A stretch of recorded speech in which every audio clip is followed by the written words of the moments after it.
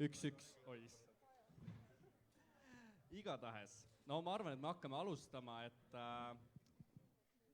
kohe modereerijad räägivad teile ise kõik ja ilmast ja maast, et mina olen lihtsalt see kaameratagune Daniel, kes siis tegi Facebooki eventid, et ta kutsus kõik osalejad ja siis nüüd naeratab siin ilusasti kaamera taga. Aga Mindikoti valimised, et see on meie Mindikoti nii-öelda valimissarja, ürituste sarja, ajarünnakute sarja ja igasuguse sõnalahingute sarja jätk. Mul on hea meel, et te olete kõik siia tulnud, meid on päris palju ja hakkame aga kaema. Suur tänu. Oi, see mikker on väga ebatundlik, seda peab väga lähedal hoidma. Tere kõigile, head inimesed, nagu öeldi, siis meie oleme siis ka need moderaatorid, keda lubati. Ehk siis minu paremal käel on Kätri Kiilberg. Ja minu vasakul käel on Robin Liiber. Jah, mul on väga tore teid kõiki näha siin peale Isamaa, sest Isamaa otsustas mitte tulla. Jah, väga kahetsusväärne juhtum. Aga sellegi poolest kõik, kes siin on, väga tore, et te tulite. Räägime ka kiiresti sellised väiksed reeglid või sellised kokkulepped üle, mida me siis kõik võiksime järgida. Ehk siis igaühel on küsimusele vastamise repliigiks aega kuskil 1 minut, selline esimese stuudio valimisdebati selline formaat. Hoian ka siin stopperi avatud, kui keegi läheb väga üle, siis ma lihtsalt väga vabandan ja sõidan sisse oma küsimusega edasi siis. Ja olgem siis lugupidavad ja tõstame näppu, kui on midagi öelda, küsida, mõni repliik vastata. Jah, aga tutvustame siis ka tänaseid debateerijaid, et siin kõige paremal on siis EKRE-st Merle Kivest. Aplaus ka palun. Ja. Siis edasi, tema paremal käel on Reformierakonna esindaja Yoko Alender. Sealt edasi Eesti 200 Gea Kangileski. Siis tuleb meil Keskerakonna esindaja Ismail Mirzojev. Sotsiaaldemokraatide esindaja Karl Pütsepp. Ja seal siis tuleb ka roheliste esindaja Laila Kaasik. Ja parempoolsete esindaja Hedi Teidaru. Ja alustagem siis kiirete avaküsimustega, et teid head poliitikud sõiduvette viia. Nii, esimene küsimus tuleb Keskerakonnale. Ismail Misrojev, viimaste valimiste eel ütles Jüri Ratas, et ta lubab, et Keskerakond ei tee EKRE-ga valitsust. Millist lubadust te seekord murrate?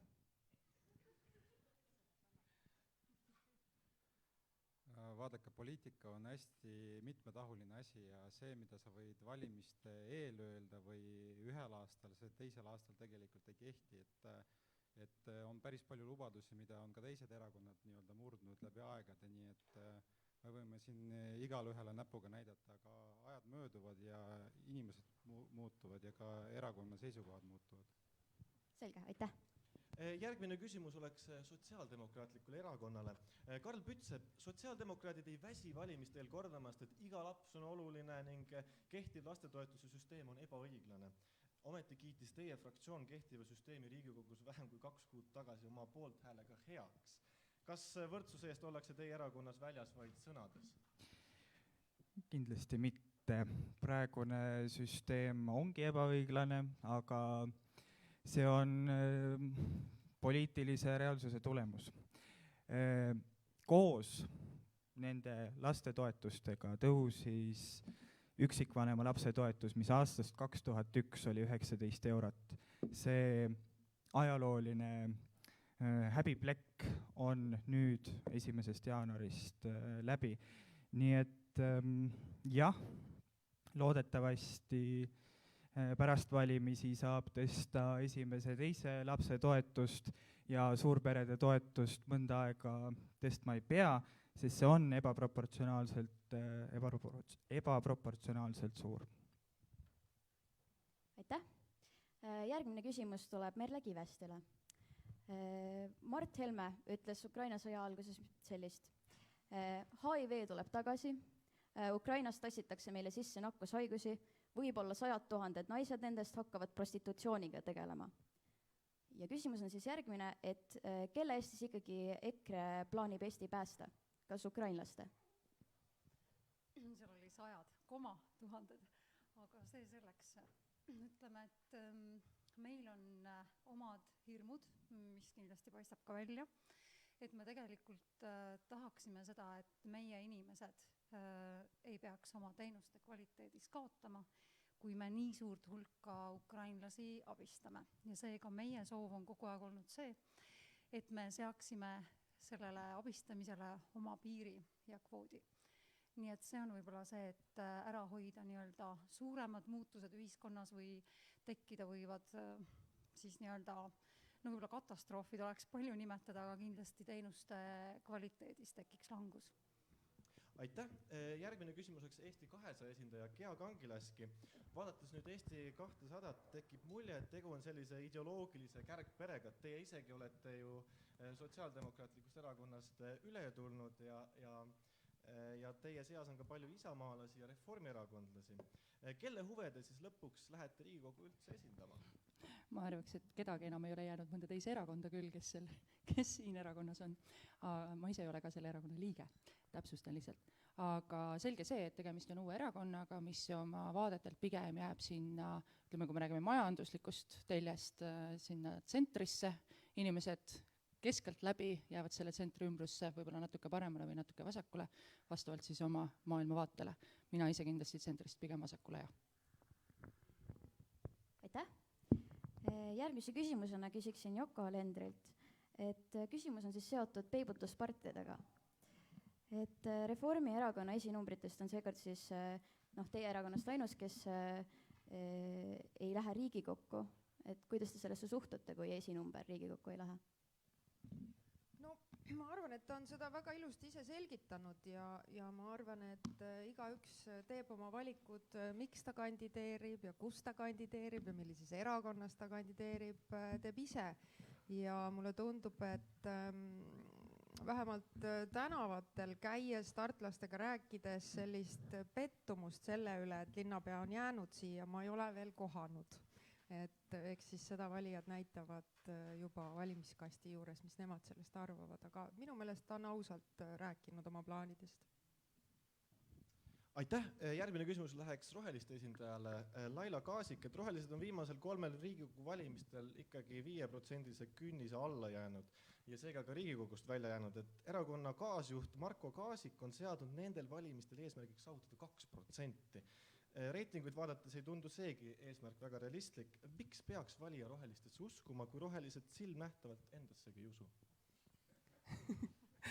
Ma olen tõesti kindel, et me usume endasse. Me usume ka meie maailmavaatesse, mis on ka Euroopas igal pool esindatud, lihtsalt see roheline laine ei ole võib-olla meile siia veel jõudnud. 2% ei ole kindlasti meie eesmärk, 2% on see, mis aitaks meid tulevikus toimida, kohalikel valimistel oleks meil mingisugune rahastus ja miks me ei ole enne kuskil saanud, ongi lihtsalt rahastuse probleem on olnud, raha ei ole olnud, siis on ka väga raske kampaaniat teha ja tähelepanu saada. Selge, aitäh! Ja viimane küsimus siis Hedi Teidarule. Eelvalimised algavad vähem kui 5 päeva pärast ja valimised õppesid täna kõigis Eesti välisesindustes ja parempoolsetel puudub tänase seisuga valdav osa Riigikogu valimiste programmist. Ja küsimus on siis, et kas te kavatsete mõelda sellele, mida te Riigikogus korda saatma hakkate enne või pärast valimisi? See on väga hea küsimus, aitäh. Kindlasti enne.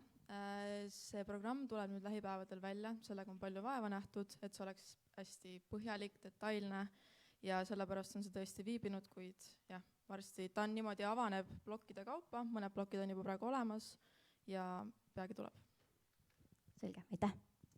Selge, head poliitikud ja vaatajad, liikugem siis edasi sellise esimese teemaploki juurde. Et meie esimene teemaplokk on välja mõeldud demokraatia ja isikuvabadused. Olen kindel, et teil kõigil on hästi palju öelda ja võib-olla siis alustagemgi EKRE esindajast Merle Kivest. Ehk siis, et EKRE lubab tühistada kooseluseaduse. Küsimus on siis järgmine, et miks te olete vastu kodanikuõiguste laiendamisele? Ma ei tahaks nagu seda öelda niimoodi, et me oleme vastu kodanike õiguste laiendamisele. Ma arvan, et me tahaksime nagu hoida, võib-olla oleks siis nii-öelda nii, et abielu pühana mehe ja naise vahel ja kõik muud kooselud on meie arvates võimalikud ja aktsepteeritud, aga võib-olla mitte abieluna. selge, aitäh. Järgmise küsimusena ma küsiks siis Karl Pütsepalt sellist asja. Teie siin esinumber Krista Aru vastab oma Postimehe valimiskompassis küsimusele, et kas on õige, kui naine eelistab karjääri laste kasvatamisele ja perekonna eest hoolitsemisele, pigem ei. See on rist vastupidi teie vastusele, kuid isegi ka EKRE esinumbril Jaak Valge vastusele. Et kuidas siis ikkagi sotside arvates on? Kas on õige, kui naine eelistab karjääri laste kasvatamisele ja perekonna eest hoolitsemisele? No see üks natukene ebaõnnestunud sõnastusega küsimus oli nagunii. Loomulikult, siin ei ole küsimustki, me seisame selle eest, et naised, kõik inimesed, pole vahet, mis soost nad on, saavad täita oma täit potentsiaali, teha seda, mida nad soovivad, millal nad seda soovivad. Ma ei ole Krista Aru, aga ma usun, et ta on minuga sama meelt. Aitäh! Küsiksin siis Gea Kangilaskilt, et ma nägin, et kui Merle Kivest selgitas enda seisukohta kooseluseaduse teemal, siis te nagu nihelesite ja ma tean ka seda, et teil on ka perekonnaseaduse paragrahv 1 lõige 1 muutmise selline lubadus välja käidud teie partei poolt, mis siis sõnastab, et abielu sõlmitakse 2 täiskasvanud inimese vahel. Ja samas näitavad uuringud, et ehkki kooseluseadus toetab tänaseks enamik eestlasi, siis jäävad sooneutraalse abielu toetajad neile alla. Et kas on demokraatlik abielu mõistet vastu enamuse ja eestlaste tahet muutma minna? No, meil on praegu valimised, eks valimised ongi väga demokraatlik protsess ja siin saavad kõik inimesed vastavalt oma eelistustele erakondi valida. Need inimesed, kes tõepoolest pooldavad abielu võrdsust, väga selgelt saavad valida nende erakondade vahel näiteks, kes pooldavad abielu võrdsust. Eesti 200 seda kindlasti pooldab. Me oleme progressiivne ja liberaalne seltskond, kes sinna kandideerib ja oleks ka patt nüüd oma väärtushinnanguid valimisprogrammis maha salata, eks ole. Et ma arvan, et igaüks läheb oma aadete eest valimisturule võitlema ja pärast hiljem võitleb nende eest ka Riigikogus ja kui peaks juhtuma, et abieluvõrdsus ei saa kehtestatud kohe, siis ma arvan, et ei ole küsimustki, et millalgi ta saab. Et me liigume sinna poole päris kohe kindlasti ja ma teen ise kõik, et me sinna poole liiguks. Aitäh! Aitäh! Ismail Misrojev. Keskerakond on üks vähestest erakondadest, kes seda ühiskonnas üsnagi põletavat teemat pea täielikult väldib. Mis õigused ja kas üldse peaksid Keskerakonna hinnangul samast soost paaridel olema? No alustaks sellest, et tegelikult kooseluseadusega võiks nagu edasi minna, et seda veidi laiendada. Mis puudutab seda, et kes kellega magab magamistoas, siis ma arvan, et see ei ole Keskerakonna asi, et öelda kellelegi, et kellega keegi peaks koos elama või kellega keegi ei peaks koos elama, sellepärast me ka oleme sellel teemal natukene eemal. Ja kui siin eelnevalt öeldi, et tegelikult valimised võivad näidata seda, et mida rahvas tahab, siis tegelikult me saaks ka referendumi antud teemal ju korraldada ja uurida, mis siis tegelikult Eesti rahvas soovib. Kohe kiire küsimus teile uuesti, et ehk siis ma mõistan, et kui ma küsin teie käest, et kas abielu peaks jääma mehe ja naise vaheliseks liiduks, siis te vastate eitavalt. Kui me räägime abielu mõistest, siis abielu mõiste on tegelikult tulnud ju kirikutelt, sest kirikud tahtsid teada, et kes kellega magab, on ju. Ja nüüd mul tekib küsimus, et aga miks üldse riik peaks teadma, et kellega ma elan või kellega ma ei ela. Et kui see on tulnud sealt kirikute poole pealt, see abielu on ju, siis las nendel inimestel ka jääda see abielu, nendel inimestel, kes usuvad abielusse, kes lähevadki laulatama kirikusse ja las ollagi see asi pühana. Kui inimesed soovivad koos elada, siis selleks on meil kooseluseadus, millega nad saavad juriidiliselt seda asja tõendada. Ehk siis vastus on jaatav või eitav? Küsimus, ma just vastasin sulle su küsimusele. Miks ma küsin teie käest on see, et teie esinumber Jaan Toots vastas sellele küsimusele eitavalt, et abielu peaks jääma mehe ja naise vaheliseks liiduks. Ma arvan, Jaan Toots vastas nii, et siis kui mehed hakkavad sünnitama, et siis võiks nii-öelda abielu võrdsus olla. aga meil ongi erakond, Keskerakond ongi selles mõttes, et me oleme keskel ja meil on erinevad vaated erakonna sees. Ja kui sa küsid minu jaoks, minu isiklik arvamus, mitte erakonna arvamus, on see, et ikkagi ma olen laulatatud kirikus ja ma arvan, et abielu võiks jääda mehe ja naise vaheliseks liiduks. Aitäh. Vaatasin, et Yoko Alender siin juba signaliseeris ja ma näen käsi ka, aga küsin kohe ära, et te olete võib-olla tahate sellest teemast hästi palju rääkida, kuid samas Reformierakond sõsarparteidest erinevalt ei ole programmi ka neil valimistel abieluvõrdsust üldse lisanud. Ehk siis, et kas Reformierakond saab ent siis silmas pidades üldse liberaalse maailmavaate eestkõnelejaks Eestis ennast nimetada?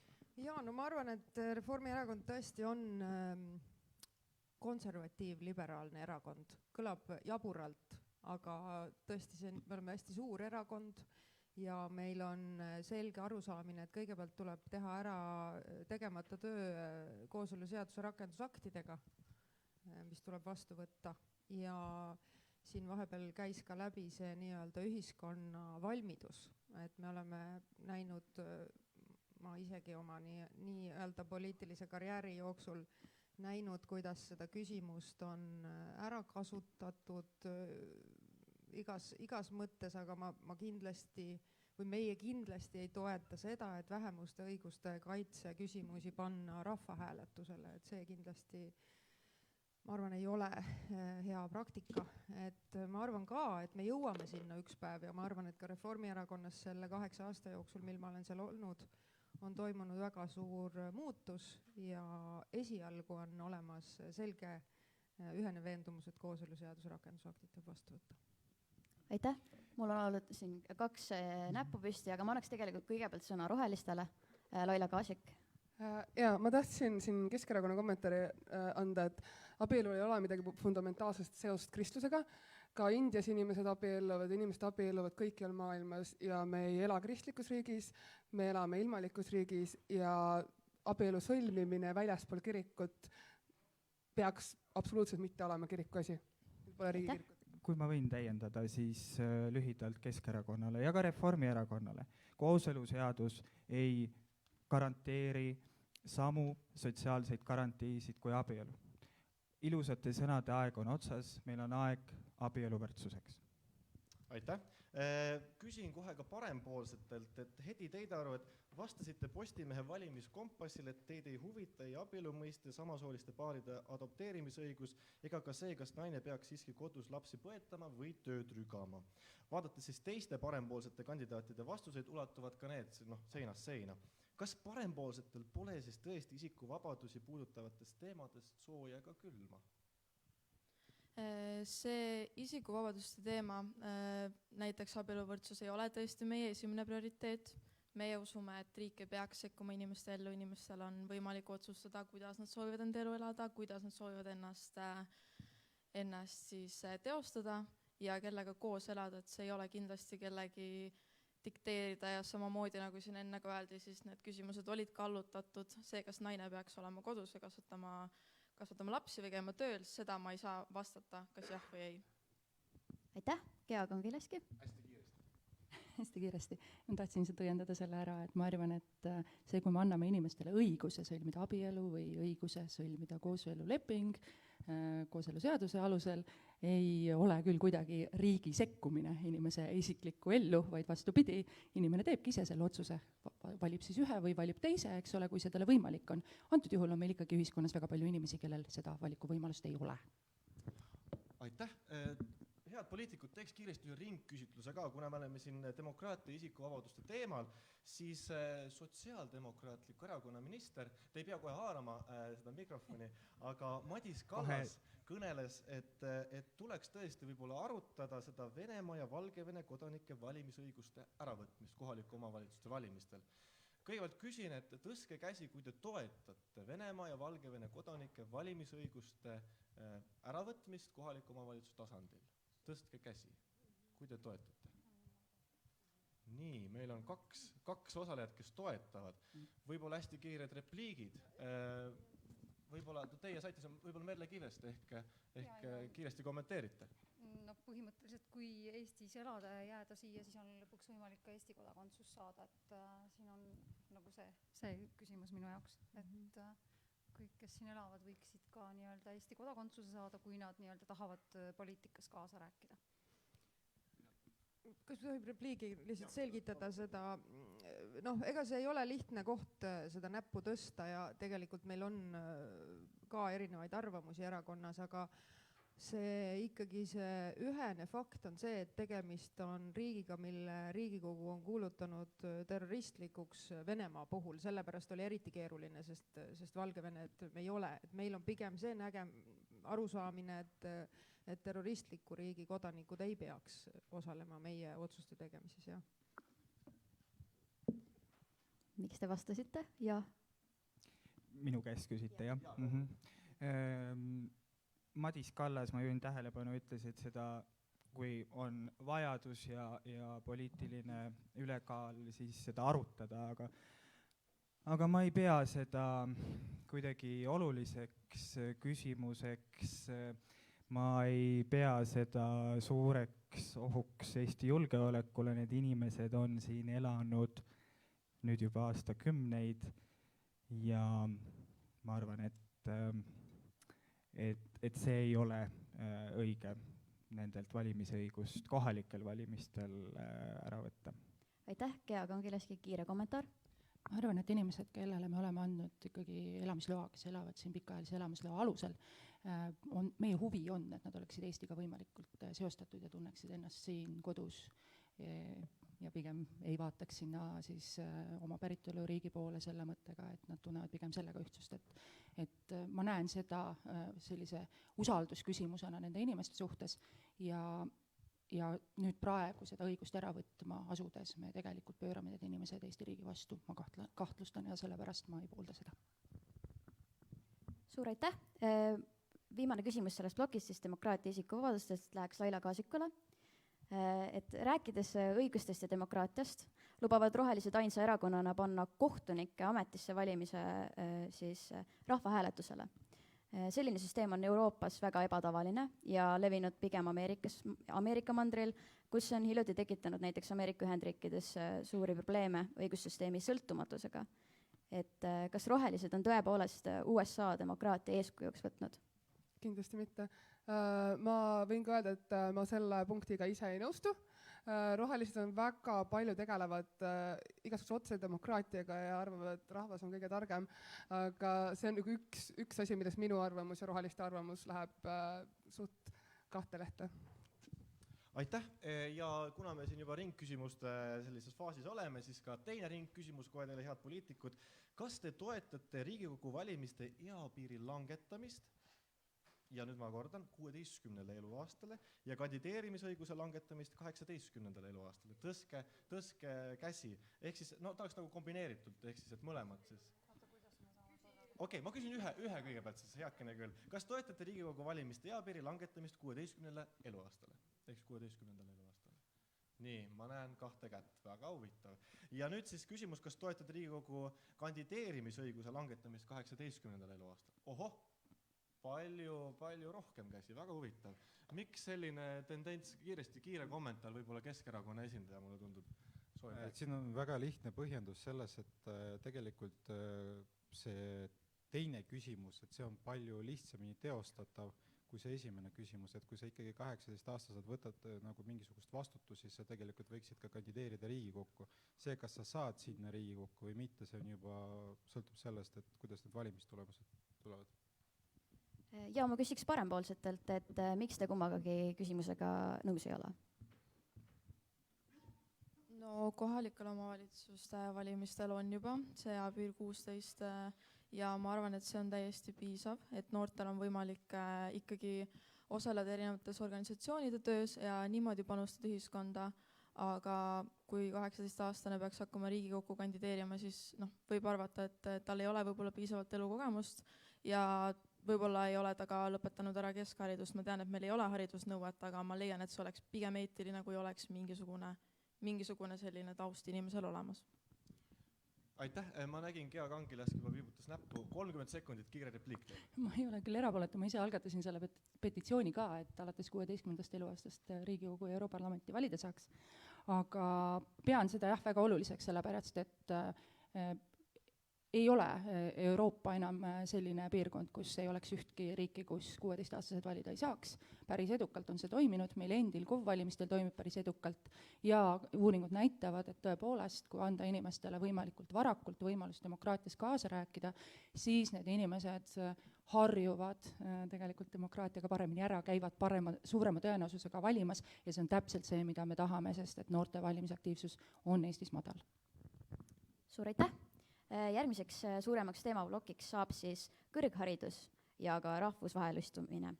Ja esimese küsimusena ma küsiksingi Gea Kangilaskilt, et Eesti 200 lubab pakkuda igal aastal stipendiumi 100 tudengi kraadiõpinguteks välismaal. Mis see plaan ikkagi täpselt on? Kas saadame meie noored lihtsalt välismaal ära? See ei tähenda, et saadame meie noored välismaale ära, aga välismaistes ülikoolides on rida selliseid programme, mida Eestis ei õpetata. Meil on spetsialiste riigil ka vaja, eks ole, ja ma arvan, et kui te lugesite Eesti 200 programmi, siis seal on väga selgelt ka selline individuaalsete õpiradade eesmärgi püstitus, et seda see ongi. Inimene peab saama enda potentsiaali võimalikult hästi teostada ja inimesed, kellele on kõige sobivam õppida kuskil välismaa ülikoolis, seda kaudu jõuda näiteks tippu, saavutada tase, tuua sellega võib-olla kunagi Eestile ka kuulsust, tulla Eestisse tagasi, arendada Eesti ühiskond edasi, see on väga oluline.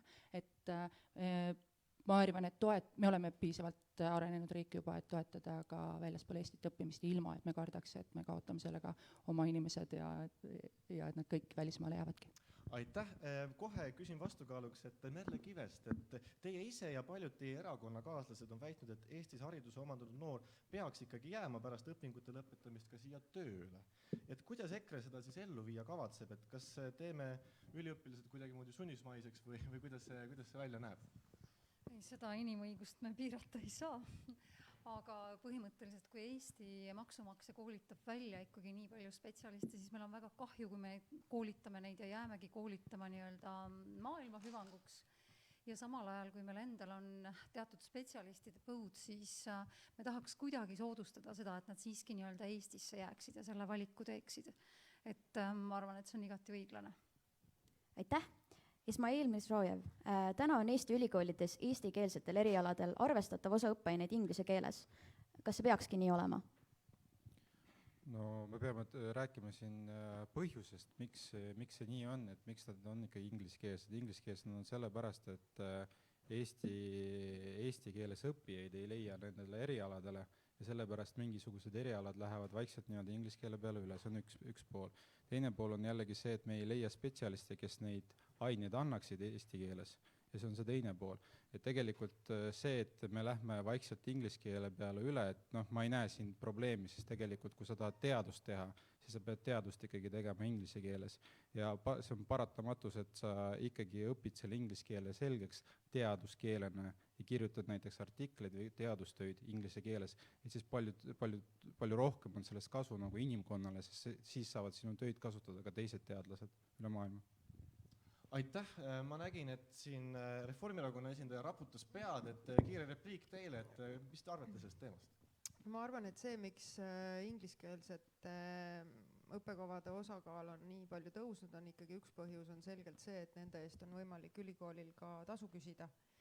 Ja tegelikult see kõrghariduse rahastamise probleemi puhul me ikkagi näeme ja ülikoolid on üldiselt üsna üheselt ka väljendanud seda, et me peame võimaldama rohkem tasulisi kohti avada ja praegu me oleme jõudnud siis sellise nii-öelda lahenduseni, et esimene kõrgharidus peaks olema tasuta, aga edasi siis on võimalik juba teha ka tasulisi eestikeelseid õppekohti. Ja, aitäh.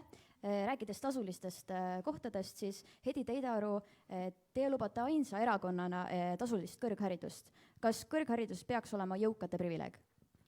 Ei, kindlasti mitte. Et ma ei nimetaks seda tasuliseks, ma nimetaks seda omaosaluseks, ma arvan, et see on ausam nimetus sellele, sest et kui inimene läheb omandama kõrgharidust, see maksab riigile väga palju ja kui ta panustab sellesse ka ise, suureneb tal võib-olla kohusetunne, valib enda eriala võib-olla teadlikumalt. Mis puutub aga näiteks magistriõppesse, siis magistriõppes on Eestis väga suur osa 30–40 aastaseid inimesi, kes lähevad nii-öelda teisele või kolmandale ringile, sest neil on see 6 aastat juba möödas. Seda saab nimetada hobihariduseks, igasugused erinevad mikrokraadid ja asjad ka, et nende eest peaks tasuma inimene ise. Ja kindlasti ei ole see rikaste privileeg, sellepärast et see ei tohiks saada takistuseks mitte kellelegi hariduse omandamisel. Meil on vaja uut õppelahenusüsteemi, nii et seda oleks võimalik hakata tagasi maksma pärast siis õpingute lõpetamist. Meil on võimalik ka ettevõtjatega teha koostööd ülikoolidel ja ühesõnaga igasugused sihtotstarbelised toetused siis andekatele inimestele kindlasti see ei tohiks saada takistuseks. Aitäh, annan repliigi kohe Karl Pütsepale, et kuidas on siis, kas haridus on privileeg või õigus?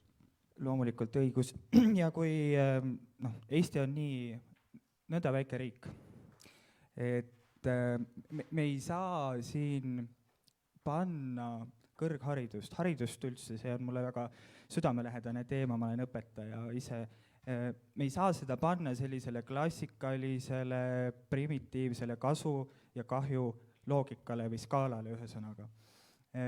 Meil on vaja haritud inimesi, kui me räägime elukestvast õppest, siis inimestel peab olema õigus muuta oma arvamust, ühesõnaga muuta õpiteed, teha valikuid ja kõrgharidus peab olema tasuta.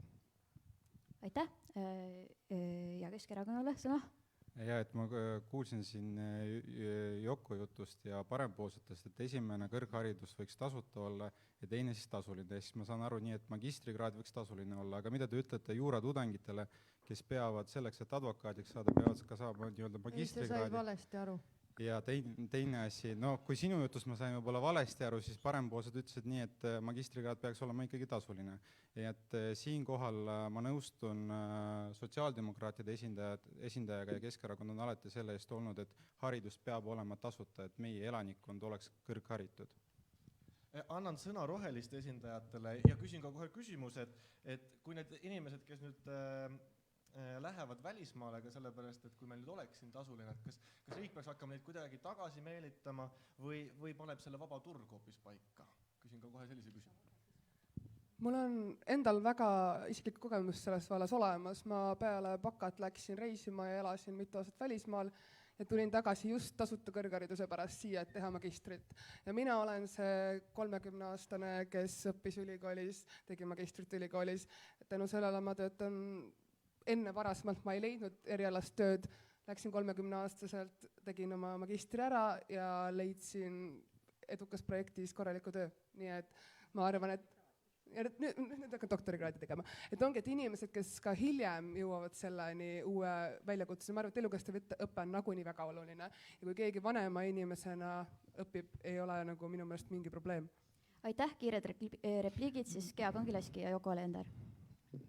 Tahtsin seda öelda, et millegipärast räägime, et meil on tohutu probleem, et Eesti inimesed just kui tahaksid ära minna Eestist kuskile mujale ja me peaksime, mida EKRE arvates kuidagi piirama seda või seadma mingeid keelde üles, et mina sellisesse ühiskonda ei usu, ma arvan, et järelikult on mingisugune probleem, kui inimesed lähevad meilt ära mujale töötama või õppima. Osadel on see mingisugune individuaalne, võib-olla tõesti oma isiklik eesmärk, oma potentsiaali ärakasutamine kuskil mujal paremini, aga teisalt minnakse ikkagi ka selle pärast, et on paremad palgad, on parem töökeskkond ja vot see on see, millega me peame tegelema. See annab motivatsiooni inimestele Eestisse jääda. Ja see, ma arvan, annab ka motivatsiooni palgata ülikoolidesse parimaid õppejõudusid, et ma arvan, et see, mis paneb valima ikkagi ka Eestis õppimist on ikkagi ka see, kes sulle aineid õpetab, et seetõttu me tahame anda ülikoolidele rohkem vabadust otsustada, mil moel nad suudavad rohkem eraraha kaasata, sest tänase süsteemiga jätkates meie kõrgharidus ei ole lihtsalt kestlik, tema kvaliteet ei ole kestlik ja ma arvan, et keegi ei taha saada kõrgharidust, mis on tasuta, aga mis tegelikult ei anna seda, mida on eluks tarvis. Ja ma ise olen ka 43-aastane hobidoktorant. Ma hästi kiire repliigi ütlen, et see ei ole alati probleem, et inimesed õpivad välismaal. Meil on erialasid, eriti meditsiinis, kus ei olegi Eestis võib-olla seda kompetentsi. Me oleme nii väike riik, just sotsiaalpoliitika debatis ETV-s räägiti sellest, et Iirimaa saadabki teatud arsti erialadel õppima Inglismaale, sest et ei ole seda, et neid operatsioone ei tehta siin ka Eestis, et see ei ole probleem alati. Aitäh. Ja ma kiiresti annan, kuna teid juba kutsuti välja EKRE esindaja, siis Merle Kivest sõna teile. Ma just tahaks ka öelda seda, et meil tegelikult on vaja ju ikkagi seda analüüsi, mida on Eestil endal vaja ja teha kõik selleks, et me saame oma õpetajate kohad täidetud ja nii edasi. See loomulikult, kui mingi eriala nõuab välismaal õppimist, siis absoluutselt anna minna, tulebki parim haridus tuua välismaalt koju. Aga kõige suurem probleem minu arvates ongi see, et need samad erialad, mida meil endal on vaja, et me ei saa neid täidetud. Vot seda teemat me peame lahendama. Ja need samad õpetajad, kes tegelikult ka ju 5-aastase töötamise järel oma nii-öelda töökohast loobuvad, et ka need samad süsteemid, miks need inimesed nii-öelda jätka oma erialast tööd, et tõesti täpselt nagu Joko ütles, et meil on nii palju lahendamata teemasid seal taga, et see ei ole ainult kõrghariduse teema. See, et kui neil ei ole võimalik leida tasuvaid töökohti, siis vot see on probleem. Aitäh, Hedi Teidaro, palun. Ja, et ma siin nõustun Jokoga, et selles mõttes, et peaks olema ülikoolide tõesti suurem otsustus, kuidas seda raha kasutada, absoluutselt. Aga näiteks, mis on praegu probleem tõesti, nagu enne ka mainitud, et avatakse erialasid lihtsalt sellepärast, et saada sellest tasu, samas õpetamise koormus suureneb lektoritel kui ka kaasprofessoritel, kes ei peaks tegelikult eelkõige õpetamisega tegelema. Siis on selline asi ka nagu kiirteadus, et saada raha siis teadusprojektidest võimalikult kiiresti, mis võib-olla halvendab seda kvaliteeti. Ühesõnaga, see probleemi pundar on väga suur. Muidugi meile meeldiks tasuta kõrgharidus, aga kui seda pole suudetud aastate jooksul lahendada, siis tuleb sinna kaasata eraraha, midagi teha ei ole.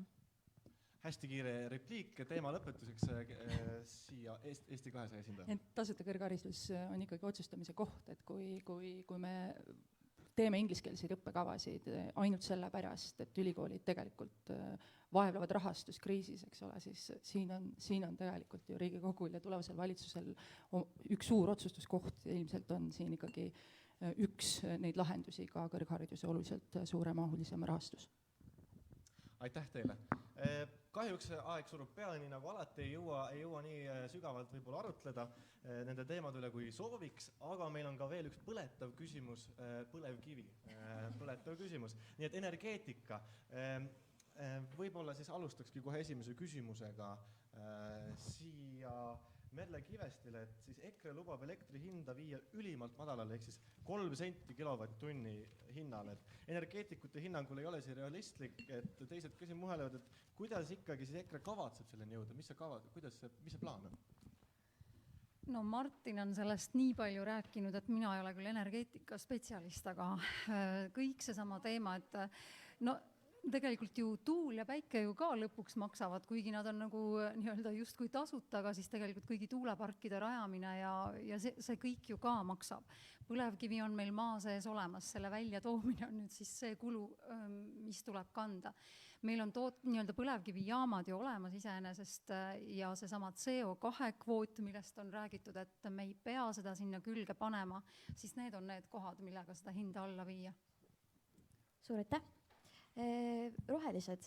Teie erakonna kaasjuht Johanna-Maria Tõugo on väljendanud seisukohta, et te eelistate tuumaenergiale põlevkivi. Kas süsinikneutraalsus polegi siis roheliste eesmärk? See oli kindlasti väga valesti välja võetud sealt.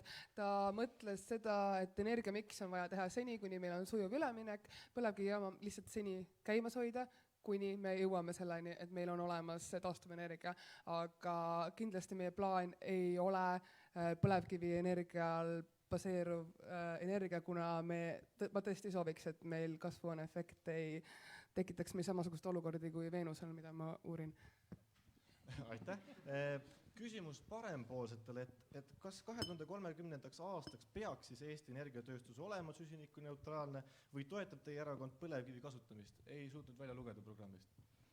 Me kindlasti toetame süsinikuneutraalsust, aga tõesti, nagu siin eelnevalt mainitud, siis ei saa seda põlevkivitehast niimoodi kohe ära lõpetada, et see võtab aega, meil on siiski vaja, et oleks mingisugune energiakindlus olemas.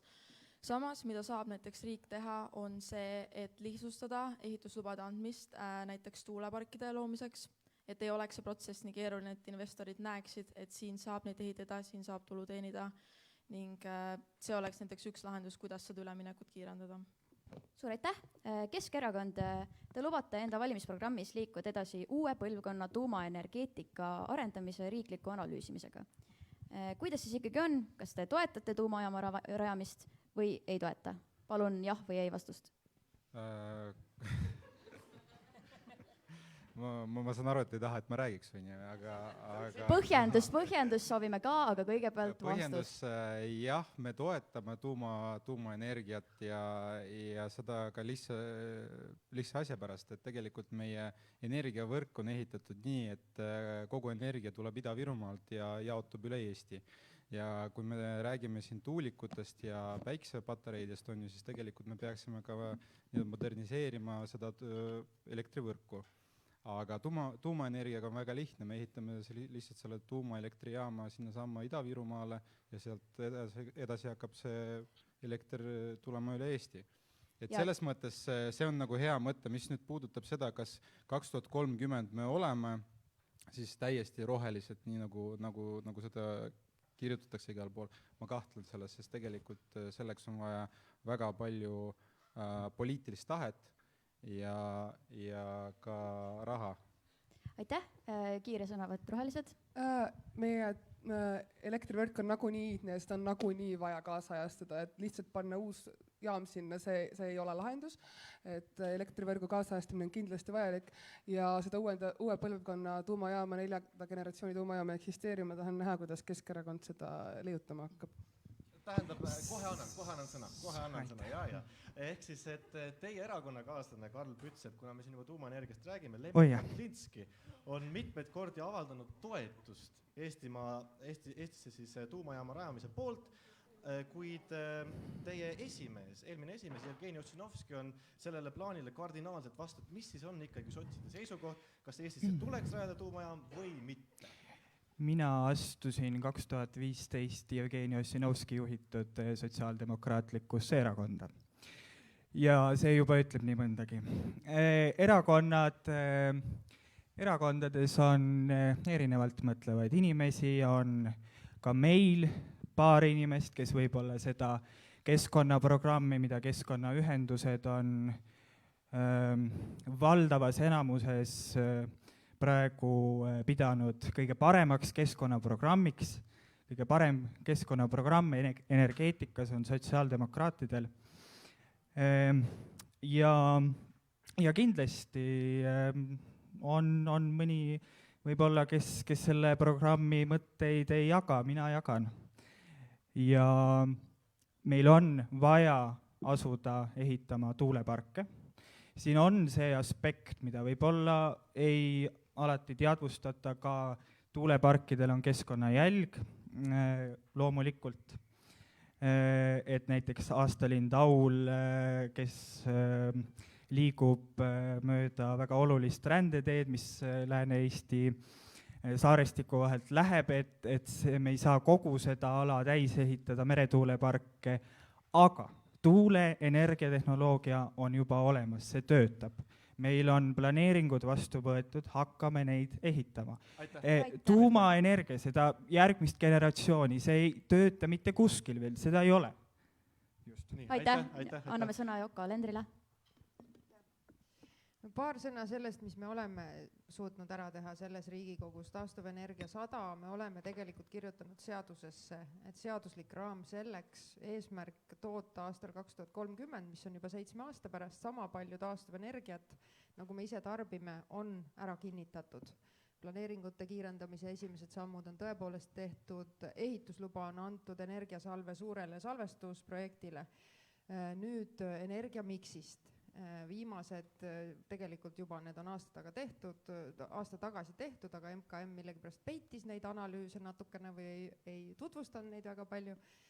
Näitab tegelikult, et kõikides energiamikside mudelites esimesed nii-öelda madalalt rippuvad õunad on päike, maismaa tuul ja sellega koos suur kogus salvestust. Need asjad tuleb ära teha kohe, esimesel võimalusel.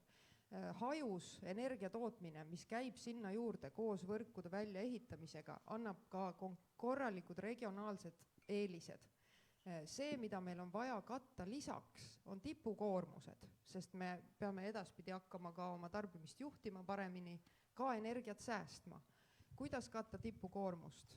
Tipukoormuse katmiseks kindlasti tuumaenergia ei ole hea võimalus. Ta on pigem püsiv suur võimsus, mis tegelikult, kui me selle otsuse teeme, et me sinna investeerime, siis võivad jääda tegemata need taastuvenergia investeeringud ja sealt võib tegelikult ka meie hind minna üles. Sest see 3 sendine, kui ta üldse peaks olema võimalik, siis see tuleks ainult taastuvast. Aitäh. Annan võimaluse kohe Keskerakonna esindajale siin selgitada, et te saite siin paar repliiki, et kiire repliik teile siis. Et kiire repliik, et kunagi Reformierakond lubas, et me oleme 5 rikkama riigi hulgas, et siiamaani vist ei ole, on ju. Et samamoodi on ka selle taastuvenergiaga, eks vaatame, näeme, mis see 2030 toob. Kiire mõte ma tahtsin öelda, et kui me vaatame praeguseid reitinguid, siis see kõige parema keskkonnaprogrammiga erakond, sotsiaaldemokraadid, meie seis ei ole väga hea. Ma tahan öelda seda, et palun kõik, kes te usute keskkonda, tahate, et need mõtted jõuaksid Riigikokku, siis meil on vaja nügida Reformierakonda, aidata Jokot nende mõtete elluviimisel, et meil on vaja sotsiaaldemokraat. Aitäh. Head kandidaadid, ikkagi tõstkem näppi ja siis meie anname sõna, eks ole. Ma näen seda näppu, Gea Kangilaski, teile on sõna.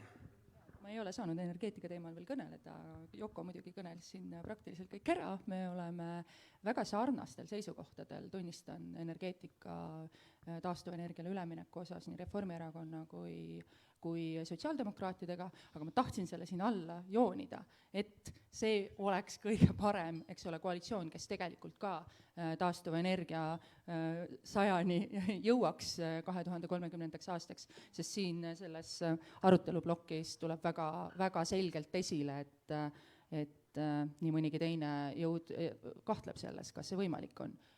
Meie ei kahtle selles, see on võimalik, vajalik ja teostatav. Ja kui tõesti võrrelda kas või seda sama SEI analüüsi, mis on ju korduvalt ka avalikkusest läbi käinud, siis on näha, et maismaatuul on kõige odavam, sellest kuskil 2 korda kallim on meretuulepargid, maismaatuuleparkide planeeringuid on juba võetud vastu nii palju, et see katab Eesti vajaduse ära.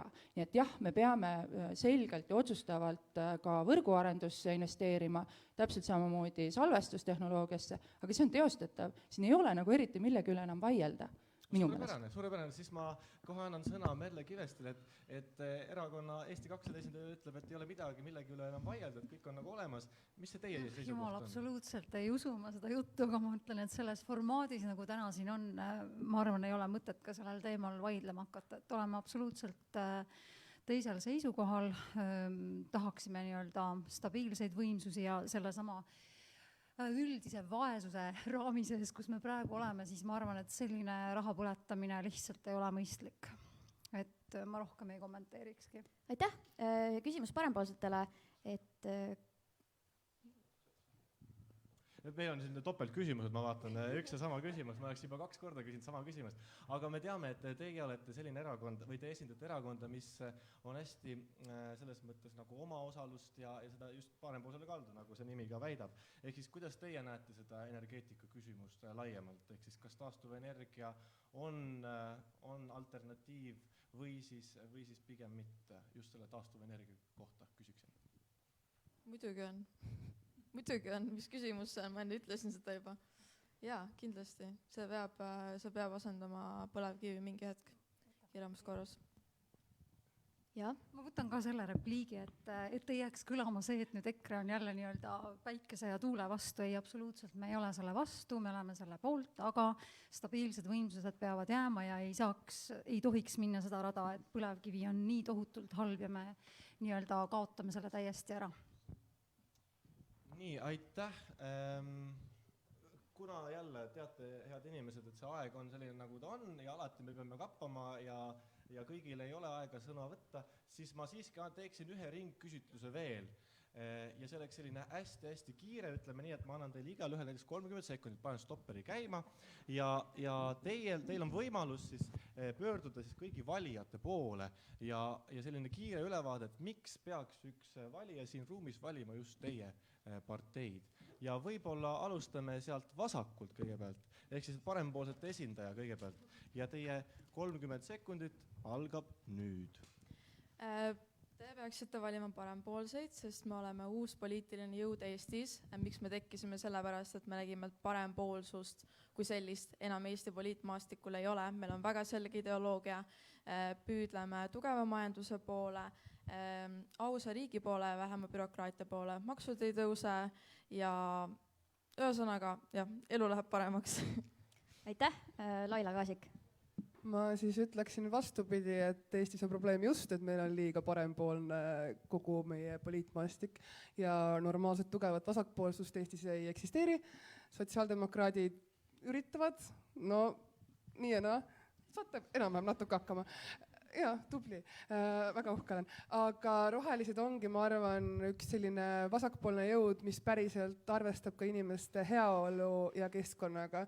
Ja see on meie eesmärk, et keskkond ja heaolu käivad koos ja inimesed ei tohi kannatada selle all, et me ka keskkonda säästame või ka majanduskasvu nimel inimesed ei tohi selle all kannatada. Aitäh, teie 30 sekundit läbi ja edasi läheb sotsiaaldemokraatlike esindaja Karl Pütsep.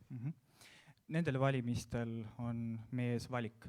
Kas langeda kibestumuse ja vihateele või astuda julgelt vastu Eesti ees seisvatele väljakutsetele. Sotsiaaldemokraadid seisavad igaühe õiguse eest kasutada oma täit potentsiaali, et kedagi ei jäetaks maha, et meil oleks maailmatasemel haridus, et keskkond oleks hoitud, loodushoid on ülioluline, see aukartus elu ees on sotsiaaldemokraatide põhiprintsiip. Suur aitäh, sõna Keskerakonna esindajale Ismail ma ei tahaks teile öelda, et minge valige Keskerakonda, ma tahaks teile öelda, et minge üldse valima. Et võtke oma ID-kaart või pass kaasa, minge valimistele, et võite teha seda e-valides, võite teha seda ka koha peal hääletades. Kui küsida nüüd, et mis siis Keskerakond on? Keskerakond on siis tsentristlik maailmavaateid esindav erakond, mis asub täpselt keskel. Et me oleme see balansseeriv jõud parempoolsete ja vasakpoolsete vahel, konservatiivide vahel ja liberaalide vahel. Aitäh. Aitäh ja edasi sõna Gea Kangilaski Eesti 200. Ma arvan, et parempoolsed on kokku tulnud selleks, et näidata üles julgust Eesti poliitikas selles mõttes, et riigi reformi mitte karta ükskõik millises valdkonnas. Meie programm on väga põhjalikult tegelikult nii hariduse, tervishoiu, vaimse tervise kui kliimapoliitika osas läbi töötatud, saanud väga head tagasisidet tegelikult selles osas. Nii et ma arvan, et võib-olla jah, see parempoolsed, või Eesti 200, issa, mis asja ma räägin, on nagu, kuidas ma siis ütlen, ta on uued inimesed, Eesti poliitika nii-öelda uuenemise programm. Eks sellised nagu parempoolsed ja rohelised üritavad ju samamoodi tulla esimest korda Riigikogusse nagu meiegi, see on meie jaoks esimesed võib-olla künnise ületamised ja ma loodan, et need on seda, aga kõige olulisem ongi just nimelt, mida ütles Ismail mu kõrval. Minge valima, valige oma südametunnistuse järgi. Aitäh, me ei saa lubada, et kellelgi on 30 sekundit rohkem, et kõigil on sama palju 30 sekundit, nii et edasi tuleb Yoko Alender. Jaa, palun andke võimalus Kaja Kallase juhtimisel meil jätkata julgeoleku teemadel Ukraina toetamisega vankumatult, kuni nad võidavad. Jätkata vaba ja kestliku Eesti ehitamist. Ja tõesti ei taha tõusta 6. märtsil ja teada, et EKRE on võitnud. ja siia vastukaaluks ongi viimane sõnavõtt EKRE Merle Kivest. No selle peale jääb öelda seda, et meie näeme, kuidasmoodi Eesti ei liigu ikkagi õiges suunas. Sest tegelikult me oleme siiski nii paljudelt näitajatelt Euroopas 5 vaesema hulgas või 5 kehvema hulgas. Ja tegelikult me peame liikuma seda teed, et praegu on minu kord, me peaksime liikuma seda teed, et Eesti rikkus hakkaks lõpuks ameti kasvama ja see tegelikult eeldabki seda, et riik tuleb ikkagi appi meie ettevõtjale siis, kui energiahinnad tõusevad lakke. Ja tegelikult seesama nii-öelda meie ettevõtete soosimine või üldse Eesti enne kõike on EKRE vaade. Ja selle kõige soodustamine, et eestimaine majandus kasvab. Aitäh. Ja head inimesed, nüüd te nägitegi siis 30 sekundit kõikide parteide selline ilus läbilõige. Aga nüüd edasi minnes preemiaks kõigile, kes siia kuulame ja vaatame meid, saavad ka siis publikus, anname sõna teile ja saate esitada küsimusi. Reeglid on samad, mis neile, ehk siis tõstke näpp ja me anname teile mikrofoni. Kas kellelgi on küsimusi? Meil on seal esimene tulge siia, meil on mikrofonid on juhtmetega.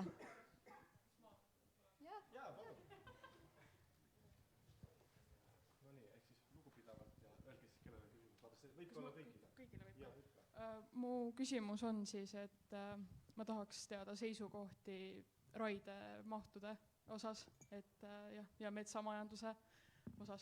Aitäh. Raiemahte peab vähendama. Väga lihtne, jah. Siin ei ole küsimustki, sotsiaaldemokraadid seisavad raiemahtude vähendamise ees, see on kompleksne teema, seal on vaja pesitsusrahu lindudele, lageraied ei tohi kuhjuda, aga kindlasti, siin ei ole küsimustki. Ja raiemahtu peab vähendama ja samal ajal peab metsamajandamise viise muutma, et püsimetsandus on meie tulevik.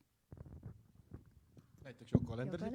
Jaa, no me oleme töötanud selle nimel pikka aega kahjuks tänu sellele erakonnale, kes siin täna esindatud ei ole, kuigi nüüd oleks kole neid siin süüdistada, aga me sellega veel ei saanud hakkama selles Riigikogus, ehkki RMK puhul täna siiski ministri otsus sai tehtud.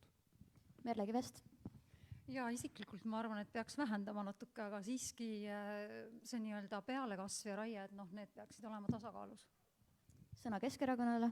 Et hästi huvitav on Reformierakonnalt kuulata, et raiemahte tuleb vähendada, aga keskparki nad tahavad ikkagi raiduda.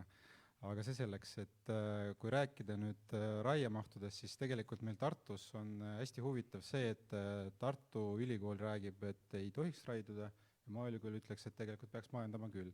Et Keskerakond on arvamusel, et tuleks targalt majandada enda riigivaraga. Aitäh ja viimasena parempoolsed.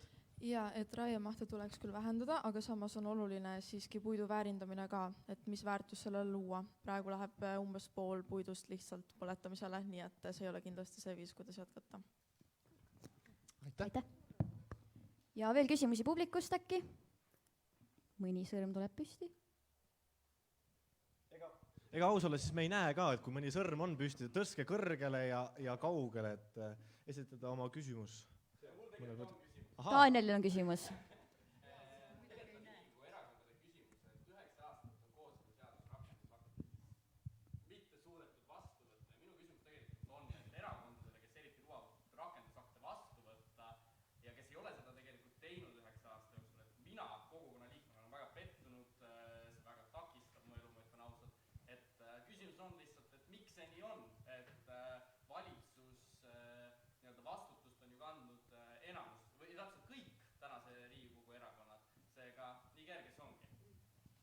Joko Alender. Vastus on 51 häält. Väga lihtne vastus oli sel korral. Ei olnudki väga pikk. Edasi näiteks siit võib-olla vasakule poole, et Gea Kangilaski ehk võtate sõna. Võin sõna võtta, aga meie ei ole Riigikogus olnud ja me ei ole ka valitsuses olnud ega saanud selles osas kaasa rääkida. Et kui me oleksime olnud, siis me oleksime kindlasti olnud nende 51 seas, kes oleks kooseluseaduse rakendusaktide poolt hääletanud. Keskerakond oli Riigikogus, Keskerakond. Tegelikult Geas olid sotsiaaldemokraatides siin paar kuud tagasi, et sotsiaaldemokraadid ka ei teinud mitte midagi. Aga ma arvan, et tegelikult siin põhivastus sinu küsimusel on see, et tegelikult Riigikogu ei leia poliitilist tahet, et sellega edasi minna. Ja see ongi võib-olla vastus, et vahet ei ole, mis erakonna otsa me vaatame, et tegelikult ei ole ei Reformierakonnas kõik 100% sellega nõus, ei ole ei sotsiaaldemokraatides 100% sellega nõus ja Keskerakonnas. Ja annangi võimaluse sotsiaaldemokraatidele ära klattida, ehk siis teil sõna. Midagi me oleme teinud, aga sellest on ilmselgelt olnud vähe. Ja kooseluseaduse rakendusaktid ei ole enam lahendus. Nagu ma ütlesin, abieluvõrdsus. Aitäh ja sõna siis ka parempoolsetele ja rohelistele. Mida teeksite teie teisiti, kui teeks? Kui saaks Riigikokku, kindlasti me võitleks selle eest, et võib-olla kõigepealt, kui ei ole kohe abieluvõrdsus võimalik, siis rakendusaktid, aga meie eesmärk on ka abieluvõrdsus täielikult. Rohelised oli esimene erakond, kes võttis vastu otsuse volikogus, et me pooldame sooneutraalset abielu ja see on üks põhilisi asju, millest mina seisan ise isiklikult ka poliitikas. Ja parempoolsed? Ma usun, et parempoolsed Riigikogus võtaksid vastu kooseluseaduse.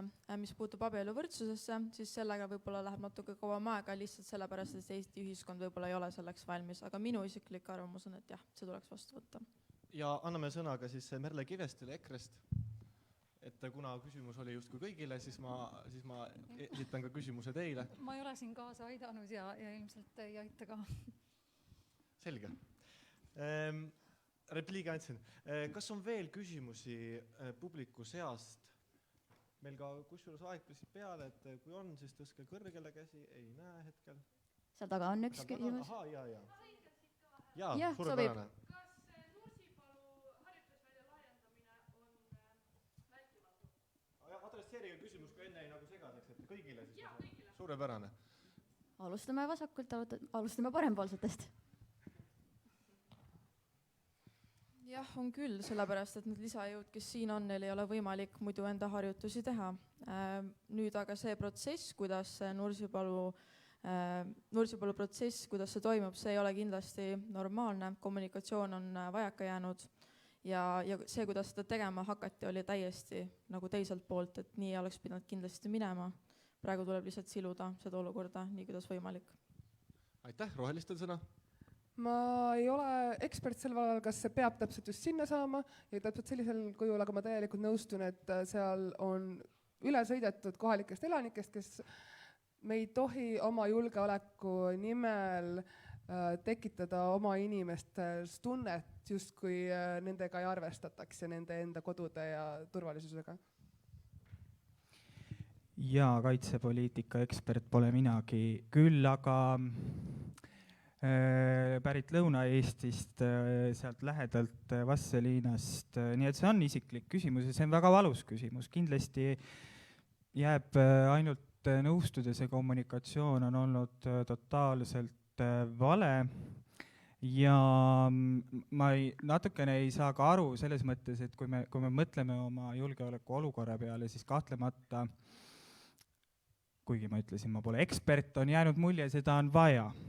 Meile räägitakse, seda on vaja, et siis miks see protsess praegu pausile enne valimisi pandi, kas Reformierakond järgmises valitsuses ka kaitseministri ametit kannab, no ei usu. Jah. Aitäh.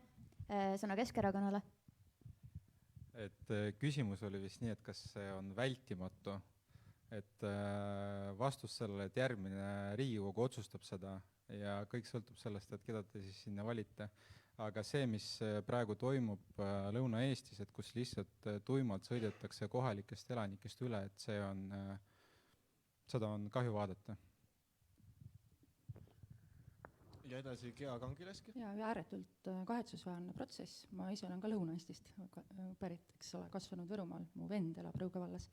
Ja ma arvan, et tegemist on sellise empaatiavõimetuse musternäidisega, kus inimesed seetõttu, et neil ei ole piisavalt infot, et neil ei ole antud kindlust, kuidas see protsess läbi viiakse nii, et neile jääb selle juures eneseväärikus, et on kindel tunne, mis saab, kui ma pean oma kodu vahetama teadmatuses olu on see, mis on ju inimesed praegu selle protsessi vastu nii kõvasti üles pööranud ja tegelikult tuntakse, et see on niivõrd ebaõiglane inimeste vastu, et jah, ma arvan, et selliseid protsesse peaks palju empaatiavõimelisemalt Eesti riik suutma juhtida, eriti olukorras, kus meil on julgeoleku oht, eks ole, meie kõrval naabrilt ja on hästi oluline, et me hoiaksime kokku. Aitäh ja sõna Yoko Alendril. Jaa, ma arvan, et see on vältimatu, usaldades siin neid, kes tõesti on kaitseeksperdid, mõned siin juba panevad ministreid paika, aga ma nii kaugele ei läheks. Ma arvan muideks, et see ei ole tegelikult olnud nii halb protsess, sest ma olen kuulnud seda kõikide nende kuude vältel nii kaitseministrilt kui peaministrilt, kuidas neid arutelusid, neid läbirääkimisi kohalike inimestega on peetud. Ma arvan, et sealt on tegelikult väga palju mõjutatud ka kahjuks täiesti teistel kaalutlustel neid protsesse seal. Ja tegelikult tegeletakse sellega edasi. Miks see pandi praegu pausile? Pandi pausile seetõttu, et see algne skeem, mida pakkus kaitseminister, ei olnud juriidiliselt pädev. See oleks olnud tõesti ülerullimine. Selle teemaga jätkatakse.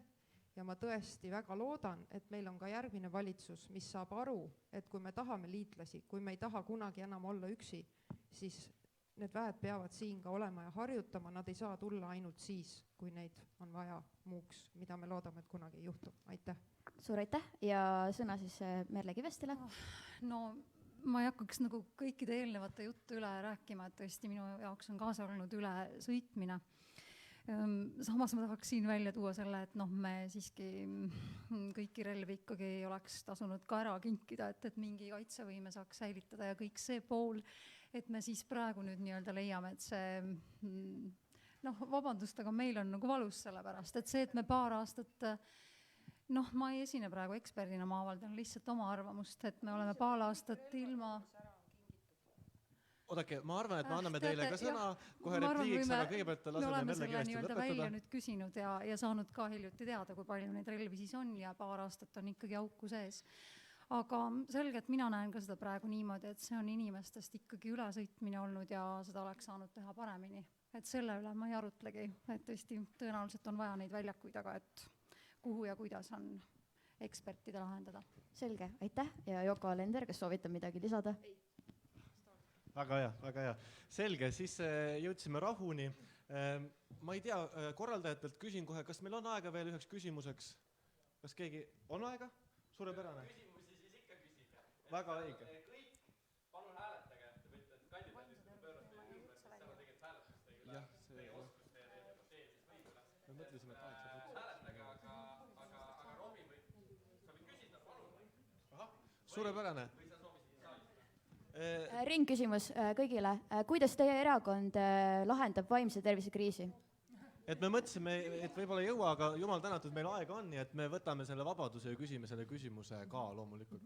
Ehk siis siin juba esimene haaras mikret Yoko Alender. See on absoluutselt väga, väga oluline meile olnud ja ma ütleks, et see on teema, mis mõnes mõttes ta läks COVIDiga hullemaks, aga selles mõttes läks paremaks, et sellest rääkimine, sellega tegelemine tuli nii-öelda päevavalgele ja sai moodustatud ka tõesti Eesti ajaloos esimest korda reaalselt vaimse tervise osakond, mis sai ka vahendid ja mitmeid algatusi selleks, et see esmatasandi abi oleks kättesaadav. Just eile oli Riigikogus ka uue inimarengu aruande tutvustus sel teemal, mis muuhulgas rääkis sellest, et tegelikult enamus nendest lahendustest peitub ka elukeskkonnas, eks ole.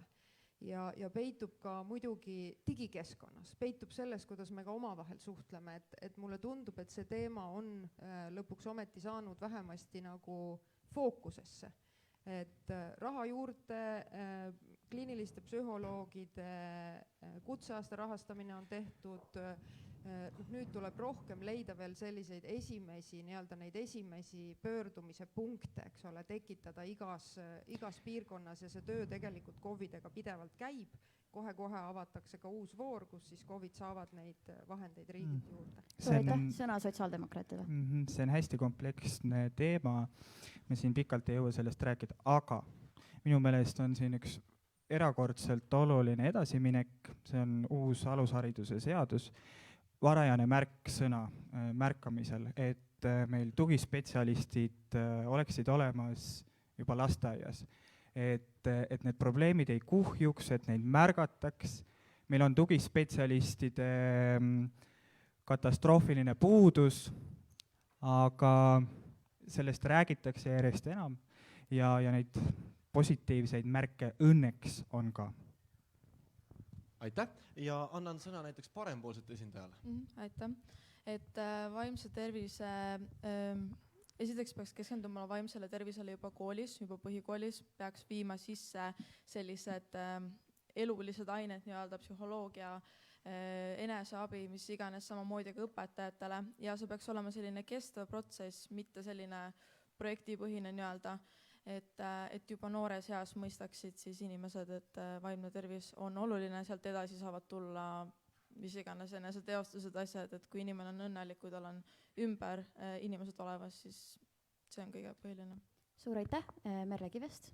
Ja mina leian ka, et koolis peaks olema meil nii-öelda sotsiaalsete oskuste õpetamise metoodika. Tegelikult paljud koolid juba on ka sellele läinud üle, see on näiteks VEPA metoodika, mida võib-olla paljud pedagoogid teavad.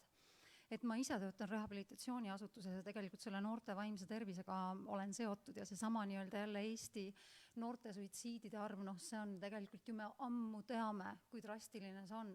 Ja tegelikult see, et me siiski oleme olukorras, et meil ei ole laste psühhiaatreid, seda juba pikka aega ja me nüüd loome siis selle osakonna seal, kus me siis arvame, et jälle kabinettides kusagil lahendatakse see probleem Eestis ära. Et tegelikult see on ikkagi nii-öelda jälle pikka aega kestnud tervishoiukriisi teema, laste psühhiaatrid, nende nii-öelda peale koolitamine ja lisaks siis koolisüsteemis kogu selle nii-öelda sotsiaalse keskkonna paremaks muutmine. Et need on tõesti neid teemasid on palju, mis selle asjaga haakuvad. Aitäh, annan sõna roheliste esindajale. Laila Kaasi. Ma kindlasti arvan, et jah, psühholoogia psühhiaatrid on juurde vaja, on vaja aru saada, kuigi meil on psühholoogia haridusega inimesi palju, kus nad jäävad toppama, et nad ei jõua selle ametini ja praktikani, et tuleb leida need kohad üles ja tuleb neid juurde saada nii kooli igale poole, aga tegelikult miks me tegeleme ainult selle probleemi nagu kinni mätsimise ja parandamisega, see ka mingil määral muidugi ennetab probleeme, aga vaimse tervise probleemid tulenevad ka sellest, kui inimestel on raske toimetulekuga, noortel inimestel on keeruline hakkama saada, kui sul ei ole raha, millest elada, kui sa oled LGBT noor ja sind diskrimineeritakse ja kiusatakse, siis on väga raske ka vaimse tervisega kuidagi, sa ei saa seda meditsiini või nõustamisega ära võtta, kui keskkond ei soosi seda. Aitäh, sõna Gea Kangileskile. Ja ennetamine, võimalikult varajane märkamine, esmatasandi abi on kõik väga olulised, aga me teame väga hästi, et on Eestis piirkondi, kus tegelikult üle Eesti, aga eriti mõnedes piirkondades jääb pidevalt see perearstide poolt pakutav esmatasandi pöördumiste fondi raha kasutamata ja samal ajal ei ole meil haigekassa rahastus just siis nende inimeste teenuste rahastamiseks üldse kasvanud aastaid juba, kes tegelevad nende inimestega, kellel on tõeliselt väga akuutsed ja rasked probleemid.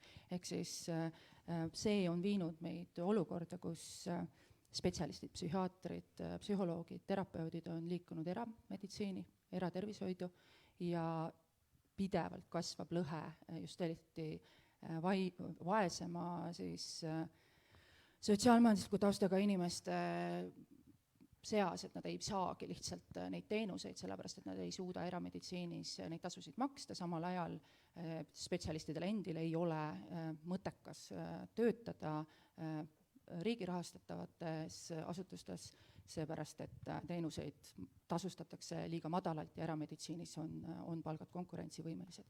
Ehk siis nagu siin on nüüd küll see koht, kus haigekassa rahastus tuleb üle vaadata. Aitäh ja viimasena sõna Keskerakonnal Ismail Mirzojev. Ja, et see teema, see vaimne tervis on tegelikult hästi kompleksne on ju ja mingi ühte siukest võluvitsa ei ole, et kuidas seda nii-öelda paremaks muuta. Et tegelikult ju see, et inimene teeb suitsiidi, see on juba nagu see lõppfaas on ju, aga see kõik ju algab kuskil algtasemel, et tegelikult kui me nagu siin roheliste esindaja ütles, et parandame need sotsiaalse olukorra inimestele, et neil oleks nagu lihtsam, neil oleks vähem probleeme, nad ei peaks muretsema mingisuguse X probleemide pärast on ju, või siis veel rohkem mingi koolikiusamise pärast on ju, siis tegelikult see ju maandaks palju rohkem seda nagu algprobleemi teket. Mis puudutab siis, et kui inimesel juba päriselt juba tekib see probleem, siis meil on puudus spetsialistidest ja me peame selle probleemiga tegelema ja siis peaks nagu rohkem neid kohti olema ülikoolides, kus ikkagi me koolitame neid spetsialiste ja ka tulevikus ka paremaks tegema selle võrgustiku, et kuidas inimesed pääsevad selle teenuseni, et saada seda tuge. Ja ka koolidesse kindlasti, et koolides peaksid olema tugipersonal, kes märkavad ja oskavad nende inimestega tööd teha. Ja suur aitäh ja kiiresti sõnaga veel Heidi teie Rula. Et nagu siin eelnevalt mainitud, et see võrgustik peaks olema parem, tõesti peaks olema üks vastutaja, kes vastutab vaimse tervise valdkonna eest, teenuste eest, et inimesed pääseksid ligi. Samamoodi nagu ennetus on pikaajaline protsess ja pidav protsess, on ka see raviteekond, kuhu inimene siis peab minema, et ei oleks selline projektipõhine jällegi, et oleks selline selge, arusaadav. Aitäh! Ja head inimesed, ega siin midagi, aeg jälle tiksub ja nii nagu ta alati on. Tuletan teile kõigile meelde, et pange kindlasti enda nimed kirja, kui te lahkute. Aga enne veel, minul on hinge peal üks küsimus, mille ma kavatsen enda positsiooni kasutades siin ära küsida. Minul on Mikker ja ma olen siis selline kuulekas kodanik ja küsin ära, et nimelt Vikerraadios just hiljuti oli selline väike intervjuu, kõige viimase on sõna saanud Keskerakonna esimees Jüri Ratas ja siis Lauri Hussar Eesti 200-st vaidlesid väga raevukalt selle üle, et igasuguste teemade üle, aga mis välja tuli oli see, et nemad nagu leibasid ühte kappi ei paneks, ütleme nii, et koalitsioonivalitsust ei moodustaks. Te ei ole küll nüüd erakonna juhid, aga võib-olla isiklikud sümpaatiad, antipaatiad, et ma kaardistaksin ära, et kas teil on avatud koostöö kõigiga või kuidas teil on, sest et hästi huvitav oleks teada saada. Näiteks, ma isegi ei tea, kust poolt alustada, võib-olla siit paremalt ehk, et Merle Kivest ehk annaks sõna teile ja siis liiguks vasakule. Ehk siis vastate sellele, et kellega te näeksite hea meelega koalitsiooni nagu enda erakonna esindajana ja kellega võib-olla mitte, ehk siis kaardistaks sümpaatiad ja antipaatiad. Kordan üle, et EKRE ei ole kunagi kellegagi midagi välistanud, aga paraku lihtsalt maailmavaateliselt oleme me klappinud siiski Isamaa ja Keskiga paremini. Aitäh ja sõna edasi Yoko Alendrile. Ja ma kõige rohkem kardangi seda EKRE koalitsiooni ja me teeme kõik selleks, et seda ei juhtuks. Ja EKRE-ga on võimatu, Isamaaga väga raske. Aitäh! Aitäh, Gea, Kangileski. Me oleme välistanud valitsuskoostöö siis EKRE-ga. Töötab see, ja täpselt samad sõnad. Praegust valitsus ütleme, tulemust vaadates siis ka Isamaaga tundub väga raske koostööd teha. Aga küsin kiiresti ära, et Lauri Hussar oli väga kriitiline ka Keskerakonna suhtes. Kas teie olete ka? Ma arvan, et see reaalselt ei tule sellist koalitsiooni kuidagi kokku, vähemalt praeguste reitingute puhul, aga võib-olla tänast debatti arvestades, siis jah, ma näen ka siin, ma ei kuulnud seda debatti seal, aga ma näen siin teatavaid erimeelsusi küll. Aitäh!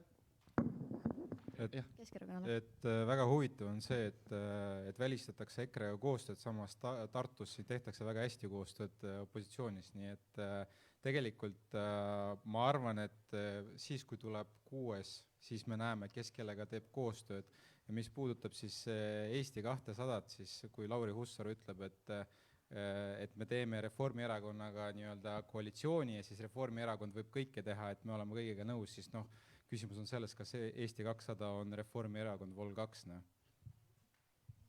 Aitäh ja edasi Sotsiaaldemokraatliku erakonna esindaja. Kes on meie sõbrad? Sotsiaaldemokraadid teevad koostööd kõikide nende Eesti poliitiliste jõududega, kes seisavad Eesti inimeste, Euroopa, Ukraina vankumatu võidu liberaalsete ja demokraatlike väärtuste eest. EKRE neid väärtusi ei kanna. Sümpaatsed, kuigi võib-olla maailmavaateliselt seda võib-olla ei arvaks, aga mulle isiklikult on sümpaatsed ka parempoolsed, sest neil on kindel ideoloogia, kirglikult selle eest võitlevad, ma ei ole nõus nende majandus-sotsiaalpoliitikaga, ilmselt Riigikokku nad ka ei saa, aga nad on sümpaatsed. Suures osas eelkõnelejaga EKRE-ga me täielikult välistame koostöö, nendega ei ole võimalik mitte mingit koostööd teha. Homofoobide ja rassistidega, mida sa ikka nendega üritad arutada. See on täielikult välistatud. Isamaa ja Keskerakond ka pigem välistatud. Ma ei usu, nad praegu arenema hakkavad kuskile paremasse suunda. Neil on paremaid päevi olnud, võib-olla on lootust, et Keskerakonnast saab ka päriselt kunagi Keskerakond. Sõbrad, ideaalkoalitsioon, sotsid ja E200 rohelised hea meelega teeksid koostööd ja Reformierakonnaga ka midagi ei välista, kuna Kaja Kallas on queen. Ja viimasena siis parempoolsete esindaja. Nii, kindlasti samamoodi välistaks koalitsiooni siis EKRE-ga, et neid ühiseid väärtusi ei ole seal kahjuks eriti palju, midagi teha ei ole. Aga samas näiteks koalitsioon võiks olla Eesti 200 ja sotsiaaldemokraatidega selline hea tasakaal, mis on väga oluline. Aitäh, head poliitikud. Ma tunnen natuke ebaõiglasena. Ma tunnen, et me peaksime veel andma EKRE esindajale sõna, sest et nii paljud kuidagi väga konkreetselt nagu välistasid EKRE, et ma lihtsalt annan repliigi korras sõna veel siis Merle Kivestile. Mul ei olegi nagu, lihtsalt nagu jääb üle tunda nagu kurbust, et meid tuntakse homofoobidena ja kuidagi nagu need sildid, mis meil... Et ma tõesti nagu tahan öelda, et me ei ole kunagi olnud mingisuguste kooselu vormide vastu, et nagu see võiks siin nagu võib-olla tõesti kõlada, et seesama, et me tahame, et abielu jääb mehe ja naise vahele, ei saa öelda, et me oleme seetõttu homofoobid. Et ma ei tea, mina näen tõesti EKRE-t nagu teistsugusena, ma ei tea, teie vaade on selline. Ei, muidugi, jaa, ma käin seal juba vahepeal päris tihti. Aga põhimõtteliselt lihtsalt on nagu kurb kuulda seda, et me ei jaga nii-öelda neid vaateid või see, et me nii-öelda ei ole Euroopa, mis sa nagu ütlesid, ma isegi ei suuda seda nagu nüüd esile tuua, et me järgime Eesti põhiseadust, kõik inimõigused, mis on sinna kirja pandud, need on meie jaoks pühad ja puutumatud. Kui te loete meie põhiseadust, siis seal on kirjas kõik see, mille eest me seisame ja ma arvan, et see kõik ongi õige. Ja debati viimane sõna Keskerakonnale. Ma isiklikult arvan, et me ei tohiks enda Eestis, väikses Eestis kedagi välistada. Et kõik inimesed on meie inimesed, vahet ei ole, kas nad on konservatiivid, kas nad on liberaalid, kas nad on vene emakeelega inimesed või eesti emakeelega inimesed, et kõik on meie inimesed. Ja sellepärast, et see, et kedagi nii-öelda nüüd rünnatakse, ma tundsin, et EKRE-t nagu rünnati praegu, et tegelikult see on nende väärtus. Ma ei tunne ennast rünnatuna, ma tunnen, et me olemegi see vähemus, millest te räägite, kellele tuleks nagu kaitse anda, aga samas nagu, tõesti kõik välistavad, lükkavad nurka, et mõelge nagu ka natuke selle peale, et millistest väärtustest te räägite kogu aeg. Aitäh, head poliitikud. Kahjuks ei saa me seda debatti edasi, võib-olla debatti jätkame kuluaarides ja võib-olla seal allkorrusel. All on baar, eks seda väike reklaamipaus siin. Aga suur aitäh teile kõigile. Ma arvan, et üks aplaus oleks väga paslik siinkohal meie poliitikutele. Palun.